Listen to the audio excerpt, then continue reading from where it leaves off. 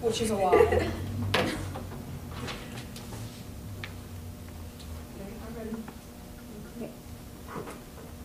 It's ear splitting, whether it's a wail or it's a whimper.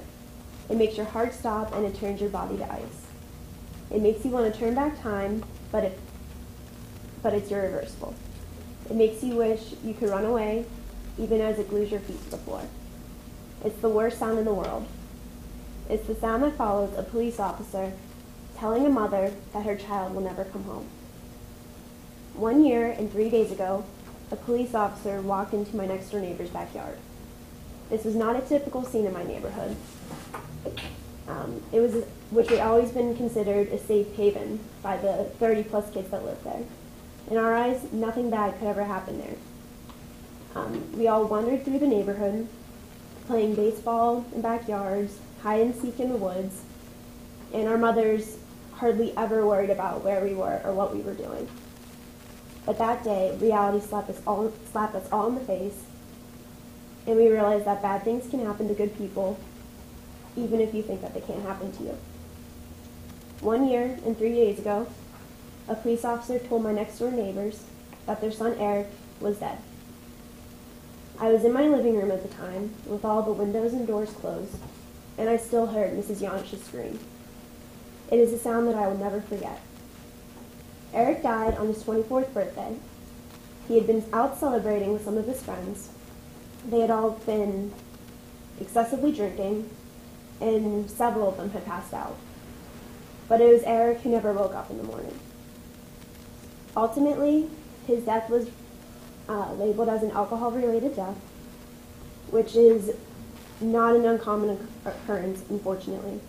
In 2006, a total of 22,073 persons died of alcohol-induced causes in the United States. This means that 22,073 mothers made that sound, or an equally horrible sound, as they found out that they had lost their babies. All of this in the name of having a good time. Now, I'm not going to ask you to stay in on Friday or Saturday nights, or never to touch a sip of alcohol, because we're all Penn State students. We currently live in a very heavy drinking culture. But as Penn State students, we are all very aware that drinking clouds your judgment. It causes people not to always be able to take care of themselves, making them not always know when to stop drinking. And we've all heard the horror stories, such as the one from a couple of years ago with Joseph Dado falling from a rooftop while intoxicated, which could have easily been avoided if somebody was walking home with him that night after the party. So what I am going to ask you to do is look out for each other. Watch the guy you've been dancing with all night. Pay attention to your best friend. And occasionally check on the girl that's across the room that you've never met before. Know when to take a drink from your friend's hand, or even lie to them and tell them that the keg is kicked and the party's over. Or even go as far as to ask them to walk you home because you know that they need to get away from the alcohol in order to stop drinking.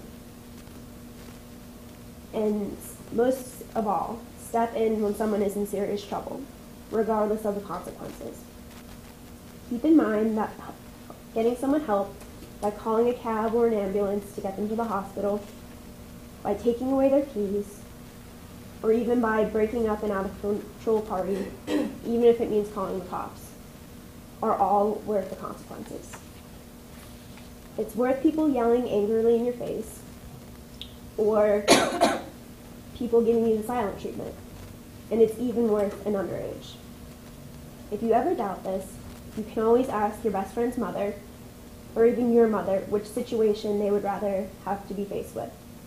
Receiving a phone call from her child, telling them that he or she had to receive an underage while saving a friend's life, or listening to a police officer telling them that the child she brought into the world has loved it, simply because someone didn't get them help. I can tell you from experience that if the latter option happens, You will never be able to forget that sound. It's deafening even at a whisper. It paralyzes you from head to toe. It makes the air heavy and difficult for you to breathe. It's the most heart-wrenching sound that will ever be uttered. It's a sound of desperation, regret, not wanting to go on, shattered lives, unbearable loss, and an everlasting pain that will never fade. And you have the power to prevent it. So, have your friends back and know when to step in.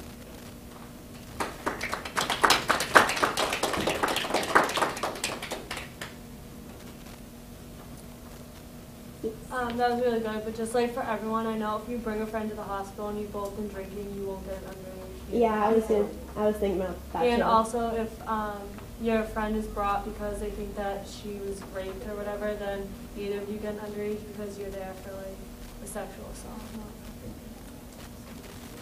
That's cool. Do you guys have any comments or questions?